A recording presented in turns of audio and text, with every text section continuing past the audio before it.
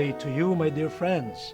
I would like to greet you who are participating in this assembly, this Congress organized by the CFM to deal with an important topic, the role of the family in this changing world as agents of the new evangelization.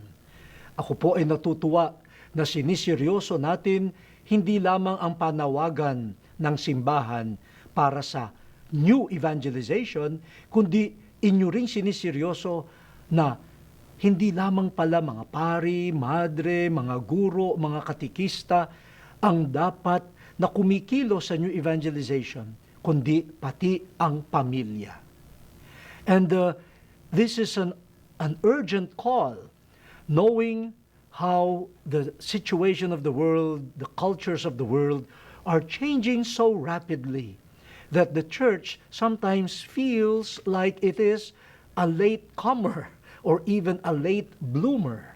So we should really work together.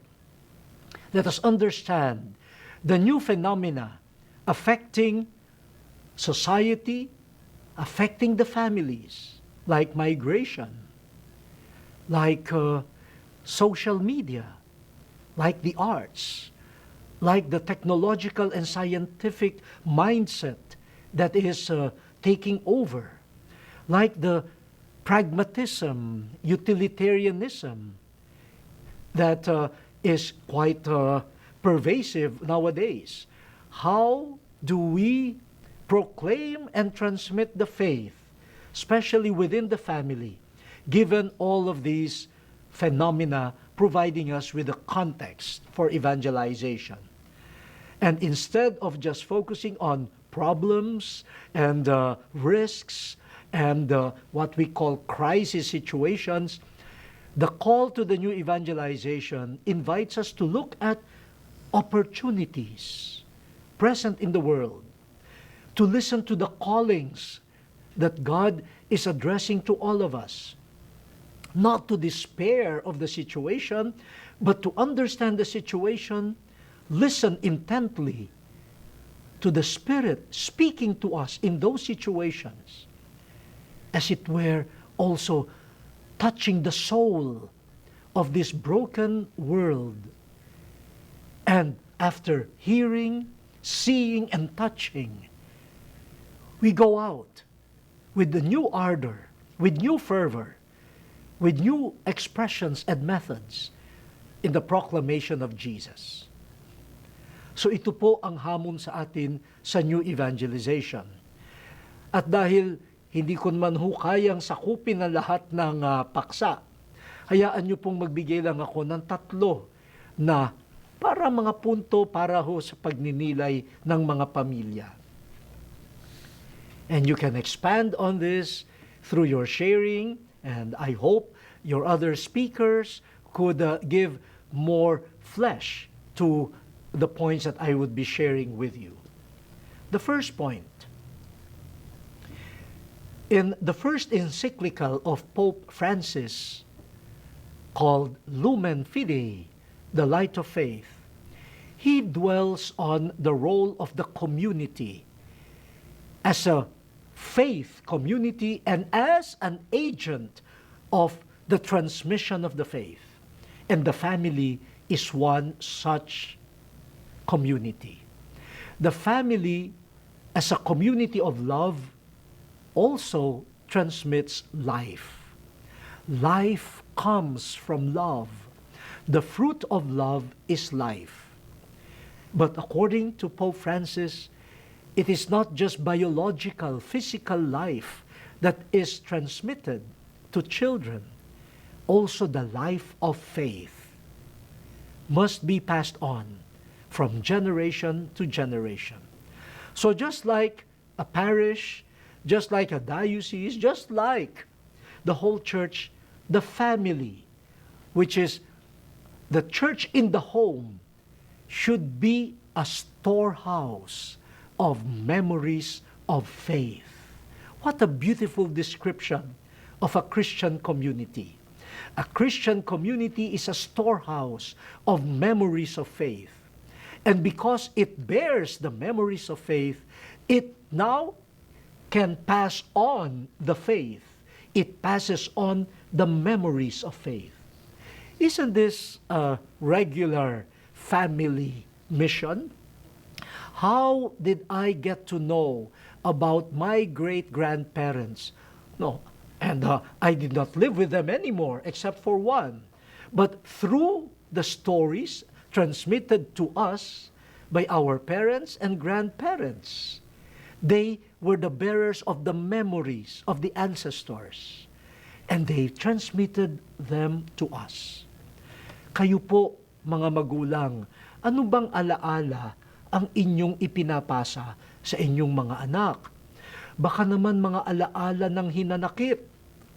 Yung mga sama ng loob ninyo sa inyong mga biyenan, yung pa ang papasa ninyo sa inyong mga anak. So, memories of heartaches, memories of bitterness, memories of hatred. The challenge in the new evangelization is the family should transmit memories of faith. The Holy Father gives us 4 of those stocks of memories of faith that especially the parents, the grandparents could pass on to the next generation. One is the profession of faith. Sumasampalataya ako sa Diyos Amang makapangyarihan sa lahat. I believe in God, the Father Almighty. Pass that on, not just the formula, but the living reality of that faith. Pass that on. Secondly, the sacraments. So go to Mass together. Attend baptisms together. Explain to your children the significance of marriage, of ordination, of confirmation. Whenever there is a sacramental event, be there together as a family. That becomes part of the memory of the family related to faith. And when your children, in the future will have their own families, they will remember that and pass on to their children memories of faith related to the sacraments. The third is the Decalogue, the 10 Commandments. So teach your children how to listen to God who gives us positively the way towards an upright life, and negatively gives us clear delineation, what you should avoid, what you should not do. Minsan nagbibiro nga ako baka naman yung ibang magulang, hindi 10 ang commandments nila, baka 7 lang, at 7 lang ang kanilang pinapasa. No, ipasa nyo rin naman sa inyong mga anak na yung do not steal.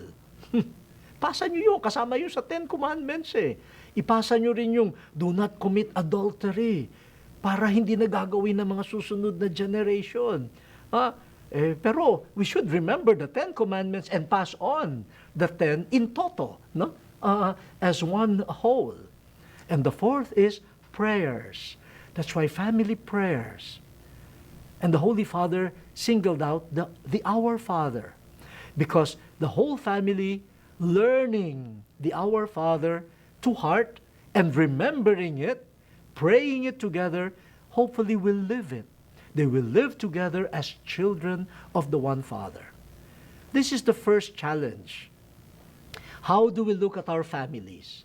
We do not just transmit education, not only transmitting as a legacy a car, a good, a beautiful house, or some of your collections. They're all good. You transmit them. You pass them on to the next generations. But let us also pass on memories of faith. That makes the family an agent of evangelization. But as a link to the second point, the best memory of faith is the person who lives the faith. That leads me to the second point, how families could be agents of the new evangelization. Let us be agents of a culture of integrity, honesty, truth, and justice within the family. When we look at the world, when we look at society, on a daily basis, we are beset by not so good news. Reports of corruption, reports of the violation of betrayal even of public trust. And you are afraid that even these horrendous behaviors are becoming acceptable. It's becoming accepted behavior in a culture that has become anesthetized, no longer shocked by the extent of cheating and corruption. The family, as an agent of new evangelization, should pass on the faith and should pass on to their children and to the rest of society a culture of integrity, of justice, of truth, of accountability. And by so doing, they will become agents of a culture of peace, what Pope Paul VI called the civilization of love. So here, we are tackling the transmission of values, human and civic and Christian values, which blend together. So we are asking the parents to check what type of vision do you have for your children and for the society that you want your children to live in. And even now, transmit to your children, witness to your children those values. May I appeal to the couples, the married couples, evangelize each other and try to admonish one another. When you see the personal culture of your husband or your wife is quite questionable. Halimbawa, no, kapag mga misis, kapag nag-uwi ang asawa ninyo ng parang teka, lampas ito sa alam kong kinikita niya. No? Huwag kayong basta matutuwa na, wow, na doble, na triple ang bigay mo ngayon. Magtanong ka muna, honey, saan mo nakuha ito? Ha? Honey, sa marangal na paraan mo ba nakuha ito? Na triple nga ang ating kita, pero, no? Hindi ko yata gusto na natitriple o quadruple pa sa hindi magandang paraan. No? Tanungin nyo sa maayos na paraan. O kaya, mga mister, no? Napapansin nyo si Mrs., napapadalas yata sa mga shopping at saka sa mga recreation, and then pag inisip nyo, teka, medyo malaking gastos din yun. Saan kaya kumukuha si Mrs.? Tatanungin nyo, honey, okay naman, natutuwa naman ako na ikaw ay nagre-relax. Pero saan ba galing yung pagsustento sa pagre-relax mo? Ang binibigay ko lang naman sa ating sharing, ganito. Parang higit pa dyan. Naku po, baka ang asawa nyo ay nalululun na sa pagsusugal. O baka mamaya napasama na sa isang grupo na, naku po, baka makakasuhan pa yan ng estafa kung ano. No? Doon sa inyong mag-asawa, be the voice of accountability and honesty to one another. Mga magulang, be agents, be active agents of the culture of truth and responsibility towards your children. Halimbawa, no, huwag nyo namang pilitin at all cost ang inyong mga anak na magkaroon ng honor. Baka mamaya, nandaraya na yung bata. No? Tanggapin ninyo kung ang kaya niya 81, 82, no? Encourage him. Baka naman maka 82.5 later on. Huwag naman yung para laang tumaas, hindi nyo natatanungin, teka, alam ko ang capacity mo pang 85. Bakit bigla ka naka 99? Tanungin nyo yun, mga magulang. Mga anak. Tanungin nyo rin ang inyong mga daddy at mommy. Halimbawa, 2 na kotse nyo. Tapos, Narinig nyo, bibili pa ulit ng isa. Tanungin ninyo, Mami, Daddy, kailangan pa ba natin ng isang kotse talaga? Hindi pa ba sapat itong dalawa? Aanhin natin ito. At saan ba tayo kukuha ng pambayad sa ikatlo pang kotse? Mga anak, you are also agents of the new evangelization. Be to your parents the voice of honesty, simplicity, truth, and justice. Yan. O baka mga magulang magalit kayo sa akin, ha? Baka sabihin nyo, tinuturuan ko ang inyong mga anak na kayo ay questionin. Hindi po. This is the call of the new evangelization. And finally, alam nyo po, in the many meetings that I have attended on the theme of the new evangelization, they tell us that our present world, described very often as the postmodern world, this world that we have or inhabit is really a world shaped by a reaction to what we call modernity. Kaya nga, postmodern, after modernity. Kasi po, modernity was very optimistic. It promised a good life, it promised justice, it promised success, it promised, so many freedoms to people.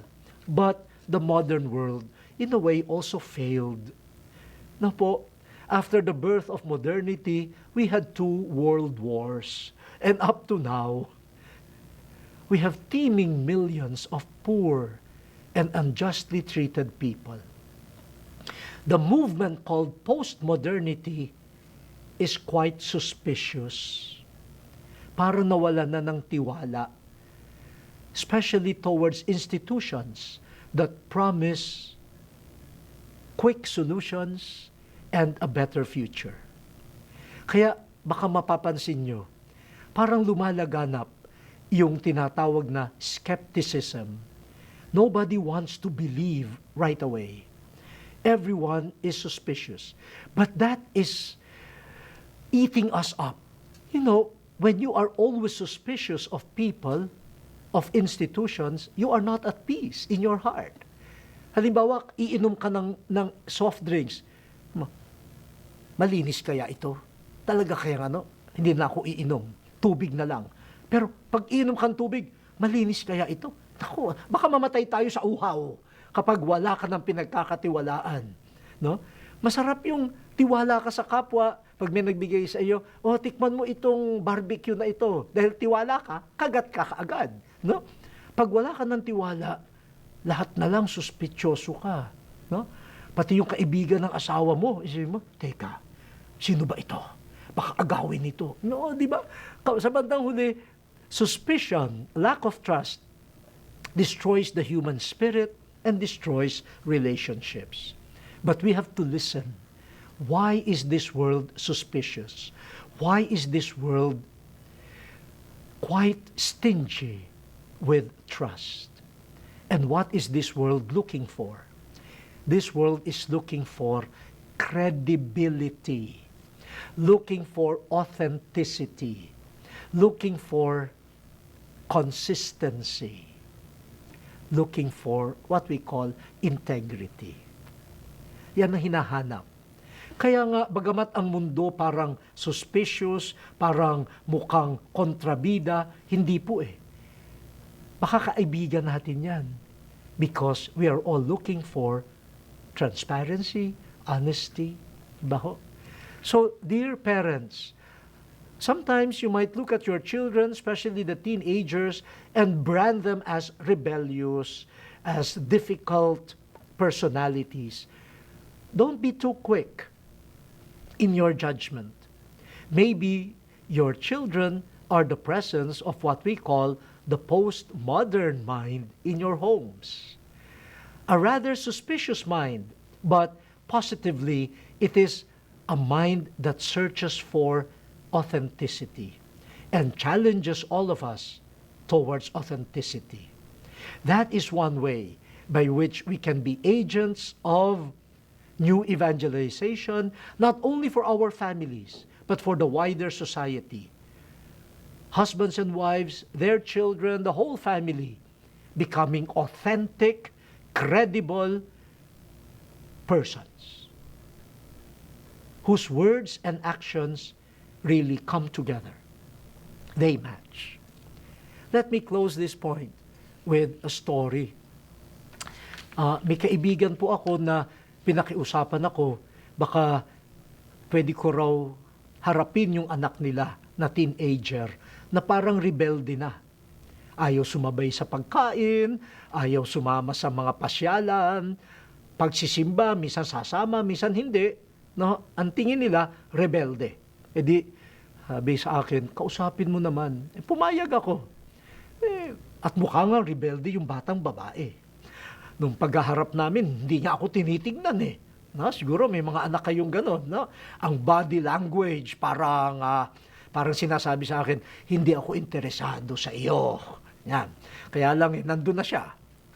And then, so small talk muna, small talk, kwento-kwento. And then, I asked the question, ano ba, may dinaramdam ka ba? Kasi napapansin ng mga magulang mo, para ka na raw lumalayo, para kang nagre-rebelde. Pakinggan ninyo ang sagot ng bata. Sabi sa akin, si Mami, lagi akong sinasabihan, magtipid. Pero pag weekend, siya naman kung gumastos sa pagsha-shopping, walang limit. Si Daddy, pinagbabawalan ako manigarilyo. Pero siya naman, kung manigarilyo, walang tigil. Tapos tumingin sa akin, sabi, fake! Fake sila! Tapos sabi, fake kayo! Pati tuloy ako nasabit. Fake kayong lahat. So, ibig niya sabihin, kayong matatanda, fake kayong lahat. Ang dami niyong sinasabi sa amin, hindi naman namin makita sa inyo. Parang ang sarap ngang no? Saktan tong batang ito, no? Pero, nung naririnig ko, sabi ko, hindi ito kaaway. This is not an enemy. This girl is a friend. She is looking for authenticity, consistency. She's looking for elders who are people of integrity. We should listen to them. Who knows? They might be our best allies in forming families of integrity. These are 3 simple points. I know they are not exhaustive of the whole theme, but I present them to you as teasers, pangkiliti ng isip. And I'm sure your gathering and the other facilitators will present to you a broader picture of this phenomenon called the changing world, the postmodern world, and the response of the church called the new evangelization. Thank you for your patience. Thank you for listening. And I promise to pray for you. God bless all our families.